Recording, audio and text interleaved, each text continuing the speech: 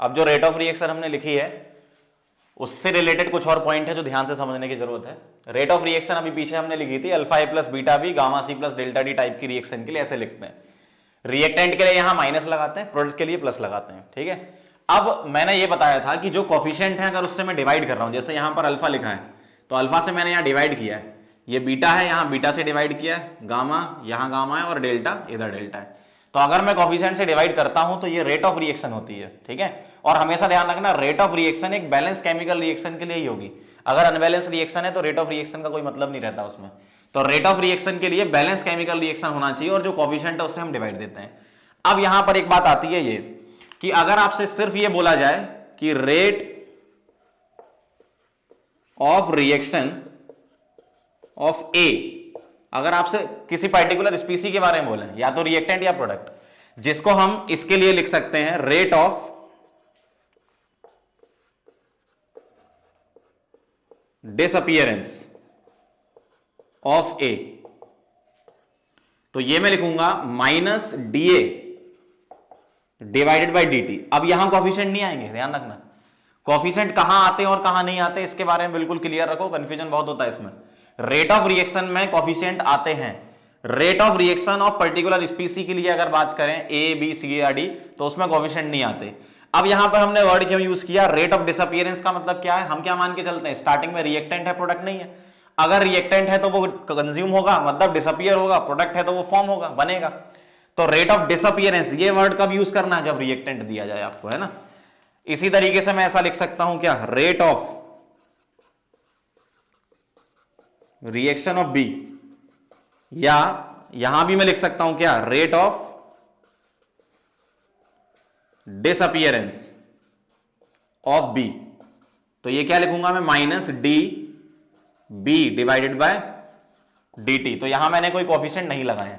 इसी तरीके से मैं लिखूंगा rate of reaction of C, या फिर rate of appearance of C या फॉर्मेशन ऑफ सी। तो मैं लिखूंगा plus d C divided by d t. और ये वाली रेट में कौन सी रेट लिखना हो, सारी इंस्टेंटेनियस। अगर आपको एवरेज लिखना है तो यहां डेल्टा लगा देना सभी जगह। इसी तरीके से मैं लिखूंगा rate of reaction of D या rate of appearance of D. तो ये मैं क्या लिखूंगा, plus D D divided by D T, इस तरीके से। तो आप ध्यान से समझ लो फिर से एक और बार अच्छे से। कोई केमिकल रिएक्शन दी है, रेट ऑफ रिएक्शन लिखना है तो पहली बात ये बैलेंस होना चाहिए। और रेट ऑफ रिएक्शन लिखते टाइम हम कोफिशिएंट से यहां पर डिवाइड करते हैं, ठीक। अगर रेट ऑफ रिएक्शन ऑफ ए, किसी पर्टिकुलर स्पीसी की बात करें, किसकी, ए की, बी की, सी की या डी की, तो अगर ए की बात करें मतलब डिसअपीयरेंस ऑफ ए लिखेंगे। क्यों, ए रिएक्टेंट है। देखो मैंने यहां डिसअपीयरेंस वर्ड यूज किया दोनों जगह। क्यों यूज किया, क्योंकि ए और बी क्या है, ये रिएक्टेंट। यहां कौन सा वर्ड यूज किया, अपीयरेंस। क्यों किया, क्योंकि ये क्या है, सी और D, product.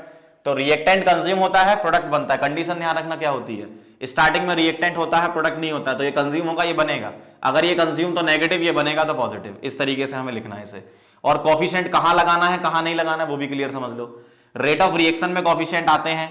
Rate of reaction किसी स्पीसी के लिए लिखें या डिसअपीयरेंस या अपीयरेंस की बात हो तो उसमें कॉफिशिएंट नहीं आते हैं। एक एग्जांपल से और समझाता हूं मैं आपको। जैसे मान लो मुझे एक रिएक्शन दे रखी है अमोनिया फॉर्मेशन की। इस रिएक्शन का नाम हैवर्स प्रोसेस होता है। N2 प्लस 3H2 से बन रहा है 2 अमोनिया। अब मुझे इसके लिए रेट ऑफ रिएक्शन लिखनी है तो मैं क्या लिखूंगा इसके लिए रेट ऑफ रिएक्शन, तो मैं rate of reaction ROR short form में लिख रहा हूं। Rate of reaction is equal to minus DN2। Minus क्यों लगाया, क्योंकि N2 क्या है, रिएक्टेंट, डिवाइडेड बाय DT। अब कॉफिशिएंट क्या है, यहां कुछ नहीं लिखा है तो इसको मैं 1 लिख सकता हूं। तो यहां लिख रहा हूं मैं 1 DT, ठीक है, समझने के लिए। Is equal to minus D of H2। फिर से माइनस क्यों लगाया, क्योंकि H2 क्या है, again reactant, 3 DT। Is equal to, अब ये क्या आ गया आपका प्रोडक्ट, तो प्लस लगाएंगे D ammonia divided by 2 DT।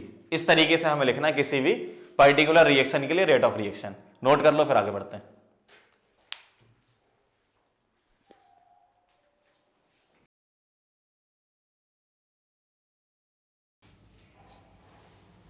आप कुछ न्यूमेरिकल करते हैं, इतनी थ्योरी पढ़ ली, समझ में आ गई होगी तो न्यूमेरिकल से और क्लियर हो जाएगी। देखो रेट ऑफ डिसअपीयरेंस H2 की दे रखी है 2 × 10⁻³ मोलर सेकंड इनवर्स। अब आपको rate of appearance of HI निकालना है और आपको रिएक्शन दे रखी है ये H2 प्लस I2, इससे बन रहा है 2HI। तो क्वेश्चन को कैसे अप्रोच करना, देखो ये क्या लिखा, रेट ऑफ डिसअपीयरेंस, और निकालना क्या है, रेट ऑफ अपीयरेंस। तो ध्यान रखना, रेट ऑफ डिसअपीयरेंस अपीयरेंस में डायरेक्ट कनेक्शन नहीं है, आपको रेट ऑफ रिएक्शन के थ्रू चलना पड़ेगा।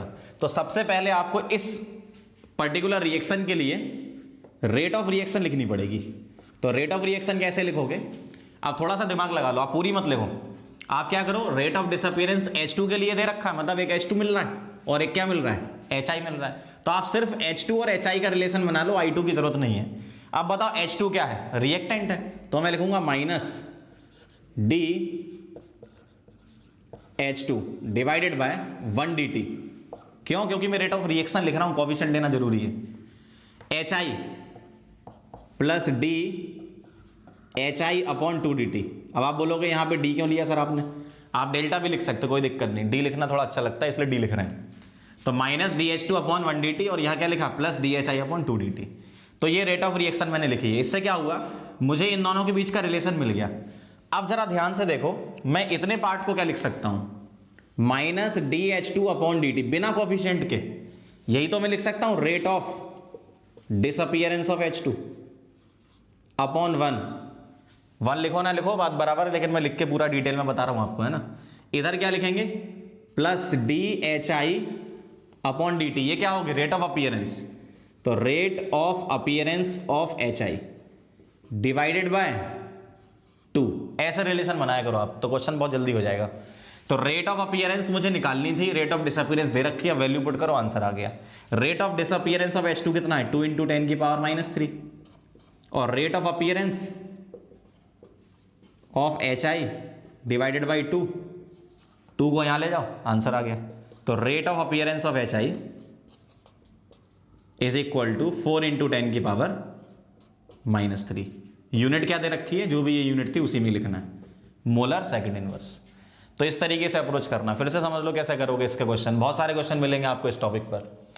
रेट ऑफ डिसअपीयरेंस अपीयरेंस का डायरेक्ट रिलेशन नहीं होता है, आपको रेट ऑफ रिएक्शन के थ्रू चलना पड़ेगा।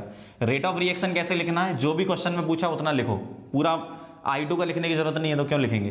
तो H2 के लिए लिखा minus DH2 upon 1 dt, HI के लिए लिखा प्लस DHI अपॉन 2 dt।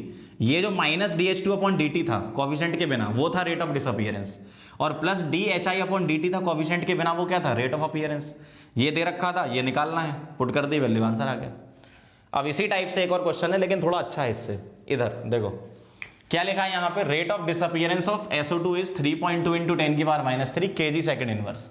अब जरा यहाँ यूनिट पर ध्यान दो, ये मेन है। यहाँ पे आपको मैंने रेट ऑफ रिएक्शन जब बताया था तो ये बोला था कि आप कॉन्सेंट्रेशन के फॉर्म में और प्रेशर के फॉर्म में लिख सकते हो। अब कॉन्सेंट्रेशन का डायरेक्ट रिलेशन मोल से भी होता है, तो आप मोल, कॉन्सेंट्रेशन और प्रेशर के फॉर्म में बोल सकते हो, लेकिन मास के फॉर्म में नहीं बोल सकते रेट। तो आपको करना क्या है, इस जो रेट जो मास के फॉर्म में लिखी है इसको पहले मोल के फॉर्म में करेंगे, और मोल के फॉर्म में पूरा सॉल्व करेंगे, और फिर मोल से वापस मास में कन्वर्ट करेंगे। आपको ऐसे चलना पड़ेगा। तो कैसे अप्रोच करोगे, आपको रेट ऑफ डिसअपीयरेंस दे रखा है और रेट ऑफ अपीयरेंस आपको निकालना है, और रिएक्शन आपको गिवन है ये 2SO2 plus O2 gives 2SO3। अब देखो मैं इसको कैसे लिखूंगा, मैं इसको लिखूंगा रेट ऑफ रिएक्शन। अब देखो मैंने क्या बोला था, कैसे लिखना है, जो दिया है बस वही लिखना है, रेट ऑफ डिसअपीयरेंस SO2 और rate of appearance of SO3। तो बस इन दोनों का रिलेशन लिखना है। तो SO2 और SO3 का रिलेशन मैं मोल के फॉर्म में लिख रहा हूं। कैसे, मैं ऐसे लिख रहा हूं इसको, change in mole of SO2 और माइनस बाहर लगा दूंगा, divided by change in time. इस तरीके से लिखूंगा मैं, मतलब मैं लिख सकता हूं minus delta N of SO2 upon delta T। ठीक है, या हम D के फॉर्म में लिख रहे हैं तो D के फॉर्म में लिख दो, कोई दिक्कत नहीं, D of moles of SO2 upon dt। और इसी तरीके से मैं क्या लिखूंगा, ये मैंने क्या लिखा, SO2 के लिए सेम ऐसे SO3 के लिए लिखेंगे, तो SO3 में क्या आ जाएगा, plus D N of SO3 divided by dt। अब कोफिशिएंट से डिवाइड कर दो, SO2 का कोफिशिएंट क्या था 2, SO3 का कोफिशिएंट क्या था 2। इस तरीके से, तो आप ध्यान से समझ लो फिर से। रेट ऑफ रिएक्शन मैंने किसके फॉर्म में लिखा, चेंज इन मोल के फॉर्म में लिखा। तो मोल के फॉर्म में चेंज SO2 का लिखा और SO3 का, मैंने O2 लिखा नहीं क्योंकि पूछा नहीं मुझसे। अब आप क्या करोगे, इस वाली रेट को पहले मोल में कन्वर्ट करो। कैसे करोगे, ये जो केजी है ना, तो केजी को किलो मोल में कर लें तो भी कोई दिक्कत नहीं है। तो हम क्या कर रहे हैं, 3.2 इंटू 10 की पावर -3, ये था weight, divided by molecular weight कर दूं SO2 का। SO2 का मॉलिक्यूलर वेट कितना होता है 64, तो इससे डिवाइड कर दिया, तो ये रेट किस में आ गई आपकी, ये रेट आ गई आपकी किस में, किलो मोल में। तो अब मैं मोल के फॉर्म में सॉल्व कर लूंगा और वापस मास में कन्वर्ट कर दूंगा। इसको थोड़ा सॉल्व कर लो, कितना आ जाएगा, ये आ जाएगा आपका 1/20 इंटू 10 की पावर -3, जिसको मैं लिख सकता हूं 5 इंटू 10 की पावर -5, इस तरीके से। ठीक है, तो ये मेरा किस में आया, किलो मोल में आ गया ये। ठीक है, किलो मोल सेकेंड इनवर्स। अब मैं इसी को यूज करूंगा यहां पे, तो यहां पर मैं ऐसे लिख रहा हूं, देखो मैं लिख रहा हूं -d moles of SO2 upon dt। ये क्या हो गई, rate of disappearance of SO2 जो कि मुझे दे रखी है, कितनी, ये हो गई आपकी क्या, 5 इंटू 10 की पावर -5 डिवाइडेड बाई 2, और यहां पर मैं इसको ऐसे ही लिखे रहने दे रहा हूं, plus d n of SO3 upon 2 dt। तो ये मोल के फॉर्म में है अपनी रेट। ठीक है, तो 2 से 2 कैंसिल कर दूं, तो plus d n of SO3 upon dt का मतलब क्या है, ये SO3 की अपीयरेंस की रेट किसके फॉर्म में, मोल के फॉर्म में। अब इसको मास के फॉर्म में कन्वर्ट करना है, तो इसमें मैं मल्टीप्लाई कर दूं किससे, SO3 के मॉलिक्यूलर वेट से, क्योंकि वापस आना है ना भाई, मास से मोल पे जाना है तो मॉलिक्यूलर वेट से डिवाइड, मोल से मास पे आना है तो मॉलिक्यूलर वेट से मल्टीप्लाई, और SO3 का मॉलिक्यूलर वेट कितना होता है 80। तो ये आ गया आपके किसके फॉर्म में, मास के फॉर्म में। तो मैं लिख रहा हूं d of WSO3 upon dt, मतलब वेट के फॉर्म में SO3 की रेट ऑफ फॉर्मेशन ये आ गई। इसको मल्टीप्लाई कर लोगे, आपका आंसर आ जाएगा किसमें, kg सेकेंड इनवर्स में। ठीक है, नोट कर लो इसको।